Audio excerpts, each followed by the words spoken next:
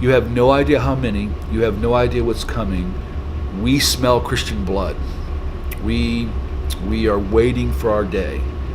And when the call is given, millions of us will be released. And they looked at me and said, you believe in revivals and you believe in Pentecost and the power of God. You believe in all that. We believe in the Black Awakening. What is the Black Awakening? It's related to the red horse prophecy in Revelation. It's related to 2 Thessalonians 2 when it says about the day of the Lord, the parousia. That day will not occur until the apocalypse of the Antichrist and the apostasia, the word rebellion or revolt. That's all really defined in the prophecy of the red horse. But here's where the term came from and why I used it purposely.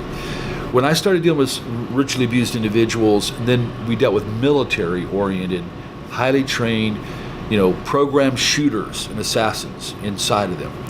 When we began to deal with them, I dealt with someone from Fort Bragg for quite a while and a few others. We were sitting in a lake, Conneaut Lake. They reached over and ripped open my shirt to see if I was wired, if I was wiring and recording them. And they were the most sophisticated satanic warrior type person. They knew 5-6 languages. They knew the ancient twilight languages. They knew how to conjure. They knew how to use Belteshazzar, Okwam, all these old Pictish languages of the Druids to summon. They are the real Luciferian. They've been through many human sacrificial things. So they sat there to tell me some of those things, what they've been involved with, how they sacrifice a human. I'm listening to all this stuff from them. And then they said to me, you have no idea, Russ, how many of us there are out there. How many satanic, they use the term, chosen ones. You have no idea how many. You have no idea what's coming. We smell Christian blood. We are waiting for our day. And when the call is given, millions of us will be released. And they looked at me and said, you believe in revivals and you believe in Pentecost and the power of God. You believe in all that. We believe in the Black Awakening, a multi-continental release of power to activate the program demonized, where they've weaponized the demonic powers to these super soldiers. Are they waiting for a specific time to unleash their power? Yeah, they are, because they have to do it at the moment the Antichrist is, like you read in 2 Thessalonians 2, that it's caught the echo, the restrainer is holding back the apocalypse of the Antichrist, the unveiling in his movement. So right now he's held restrained. Soon as he who restrains is removed, soon as that occurs, we have White Horse, the release of the Antichrist. Instantly, we have the release of the red. It says the whole earth. Arene, peace is taken from the whole earth, and all of a sudden, it doesn't give the details, but all of a sudden, on a global scale, people are released to begin to, and the Greek word is svadzo, slaughter, begin to slaughter people. It's used of animal ritual butchery to begin to slaughter individuals. That's exactly how they defined it to me back in the 90s. And we've heard this again and again and again. So that scenario fits the Masonic version of Chaos Before a New Order. It fits Father Meridon from the Cathedral of the Black Goat, his book, The Devil's Bible. It fits that scenario too. So some of the oldest, darkest occultists, the idea of chaos first, a collapsing of everything so that a new order can rise, that's all by design. And we've been given the heads up in prophecy, but all prophecy has boots on the ground. It'll all eventually happen. So I do believe that millions and millions of these trained, programmed, altered, demonized super soldiers, whether we want to say it or not, they believe they're being raised to help bring the Antichrist in. When I was in England just a few months ago, their top guy that deals with SRA, Wilfred Wong, 25 years. So first time I meet him, I pull him aside and I said, listen, you've been doing this 25 years? Yeah. I said, you know all about programming and demons, all that? Yes. I said, I looked right at him and I said, Wilfred, why are they here in England? Instantly, he said, they are here to collapse our government They're here to help bring in and usher in the Antichrist and the New Order. He didn't know. He didn't even have it. He already knew. That's true in Germany when we were in Germany. When we went to Wedelsburg Castle, that's true in Poland. When we went there, that's true in Switzerland. It's true in Canada. So when we talk about our research in 38 years worldwide, there may be well over 100 million generations of them, and if even half, or even if 10% were intact, like say the United States, remember the shooter in Vegas? Look what he did. Look what that guy did. Okay, notice what would happen if 10,000 of them, or like Colorado Holmes, or like Jared in Arizona, what if 10,000 of them were released in 1 week?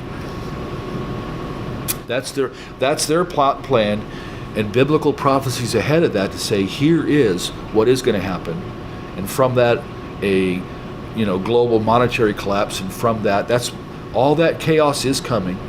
So Revelation 13, a whole new order with the Antichrist can come. Wow. Scary stuff. Yeah. Can be.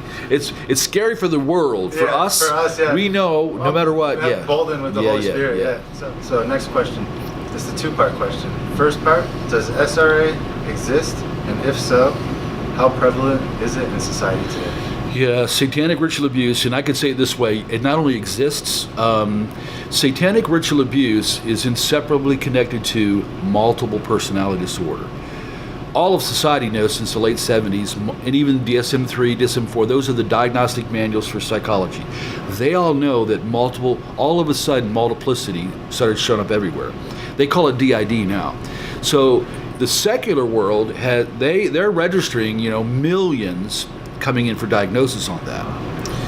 Now, they don't know how to handle the satanic side. So I'm going to tell you just straight out, after 38 years of dealing with it, not only is SRA real here in the United States, that there are millions of victims by design, that there's now generations of them. We deal with 65 and 70-year-olds. They're the first generation. Then we go to 40-year-olds and 20-year-olds. I got 8-year-olds and 12-year-olds we're dealing with. Because if you don't stop this somewhere, they do it to the next generation. That's by design. That's the way it's supposed to be for them. So, but it occurs in selection. It's generational.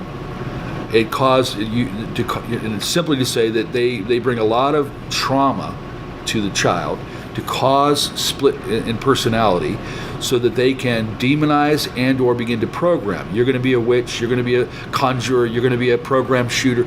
All kinds of these things happen. And then they're raised in that system, and they're raised to keep all of that hidden down and just have kind of little Joey up or little Sally up, and they may not know until they're 15, 16, they may not know what's inside them till later on. But millions have already showed up at psych wards all across America since the late 70s to this day. We look at a child and automatically we're going to protect them, save them, guard them, whatever it takes. They look at a child, they'd eat it alive, they'd destroy it, they'd torture it. You got to remember, that's their nature. And so if they can show more of their nature to a defenseless child, they love that. That's why some rituals are called demon revels or satanic revels. The younger the child, here's exactly what dark undergrounders have said to me. The younger, the better. And we never kill them right away. We prolong the torture. Why? Because we have to raise the energies, the terror, the fear, and then little by little letting some blood out, because blood is and all that torment. It's like, think in terms of rats and garbage. Smelly old garbage draws the rats. A ritual with all that torture, with all that pain, ultimately prescribed by the demons in the first place, it draws them. And once they begin to open the blood gate, that's what they attach to in the context ritual. Then when a child or a human is killed, that's when the demons are released to the practitioners. So it's all about their unsatiable hatred of God, anything they can do to harm humanity, harm innocence as an attack on God in a sense. There's no question in their nature, they don't shed a tear. They don't have any mercy. So they'll harm, and they love that. as part of the entrance to come into the side. Here's the other side of it. We've been to Canada, Scotland, Geneva, Switzerland, Germany, Poland. They're all over there. We just got back from Scotland, UK, and we met one of the guys there, one of the leaders in the whole nation on the subject, and same issue. It stems from the original Nazis creating a master race. Wherever the Nazis went in the early 50s, rat lines all around the planet, wherever you see them going to escape, then you see the rise of SRA. So we need to rename this. SRA that's the tools to hammer this in and to augment these people and to bring the demonization and to create them. But really it is part of the master race development that started back in the late 30s. And Himmler's goal was to create 200 million of them. That was his stated goal.